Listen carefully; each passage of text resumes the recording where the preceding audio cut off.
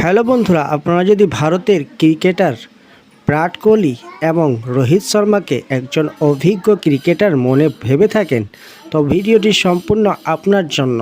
আর কেকেআরের রিঙ্কু সিংকে যদি মন থেকে পছন্দ করে থাকেন তো অবশ্যই একটা লাইক করবেন বন্ধুরা। স্বজন পোষণের জন্যই বিশ্বকাপ থেকে কি বাদ রিঙ্কু? নির্বাচকদের দিকে বোমা ফাটালেন এবার টিম ইন্ডিয়ার সুপারস্টার। বন্ধুরা, ইতিমধ্যেই টি-20 বিশ্বকাপের জন্য দল ঘোষণা করেছে ভারতীয় ক্রিকেট বোর্ড, কিন্তু সেই দলে রাখা হয়নি রিঙ্কু সিংকে। সেই রিঙ্কু সিং আজকে সকলের মনে প্রাণে অনুপ্রাণিত, সেই রিঙ্কু সিংকে রাখা হয়নি টি-20 ওয়ার্ল্ড কাপ, টি-20 বিশ্বকাপ 2024-এ, যার জন্য নির্বাচকদের প্রতি রেগে লাল হয়ে গেছেন প্রাক্তন তারকারা। বন্ধুরা, কোন তারকা তারা রেগে লাল হয়ে গেছেন রিঙ্কুকে সেই দলের মধ্যে অন্তর্ভুক্ত না করার জন্য? বিস্তারিত আলোচনা করব।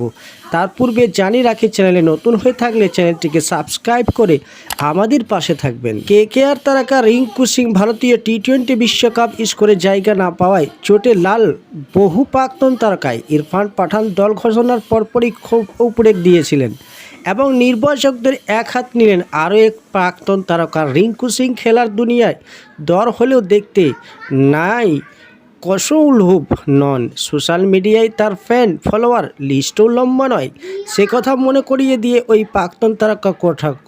দল বাছাইয়ের সময় ইনস্টাগ্রামে কতটা ফলোয়ার রয়েছে সেটার চেয়ে ক্রিকেটীয় দক্ষতার বেশি জোর দেওয়া উচিত ছিল। ইরফান পাঠান এর আগে রাগঢাক না করে বলেছিলেন নির্বাচকরা বিদেশের রিঙ্কুর অভিজ্ঞতা এবং পারফরমেন্সের ওপর নজর দেননি।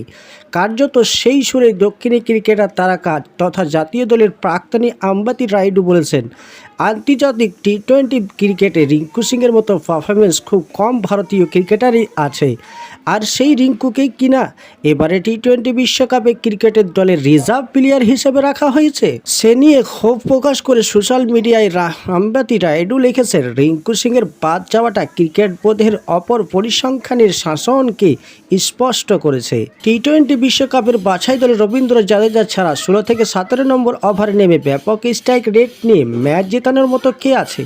রিঙ্কু সিংকে বাদ দেওয়াটা একটা বড় ভুল। পরিমাণের চেয়ে সবসময় গণনাবলীকে এগিয়ে রাখা উচিত। আমাদের ইনস্টাগ্রামকে কার বেশি পছন্দ তার চেয়ে দল নির্বাচনে ক্রিকেটীয় দক্ষতার ওপর জোর দেওয়া উচিত ছিল।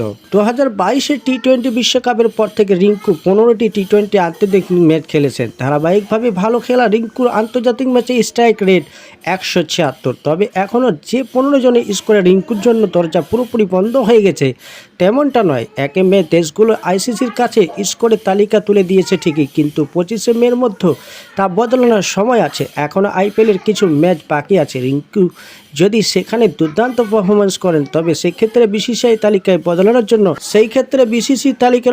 জন্য আইসিসি টেকনিক্যাল কমিটির কাছে আবেদন করতে পারেন।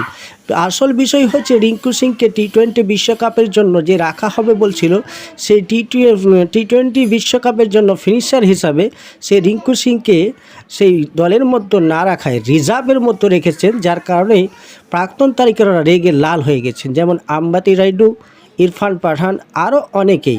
আজকের খবর এই পর্যন্ত। নেক্সট খবর পাওয়ার জন্য চ্যানেলটিকে সাবস্ক্রাইব করে রাখবেন। ধন্যবাদ।